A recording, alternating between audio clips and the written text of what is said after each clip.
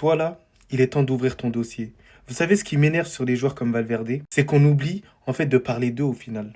Valverde, c'est l'une de mes plus grosses déceptions de ce début de saison. T'es le vice-capitaine du Real Madrid. En termes d'attitude, c'est pas bon. Je l'ai vu sur énormément d'actions. On sait très bien qu'il a été réputé pour être un joueur agressif. Lorsque Toni Kroos, il a pris sa retraite, il n'a pas su porter aussi le Real Madrid. Au milieu de terrain, c'est le joueur le plus capé, le plus expérimenté du Real Madrid. Et là, il n'y a aucune évolution. On a l'impression qu'il est complètement orphelin. Même ses frappes de balle, elles sont grave mignonnes, grave délicieuses pour les autres. Alors moi, je vais vous parler très français.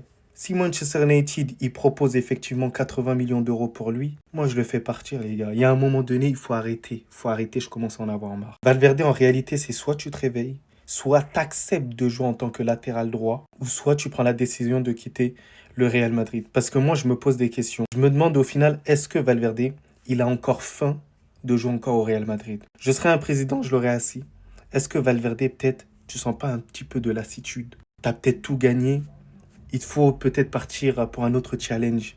Peut-être c'est ça aussi hein, en soi. Parce que tout le monde n'est pas Modric et Toni Kroos au final. Mais sinon, en vrai, c'est à toi. Moi, en tout cas, bien, alhamdoulilah.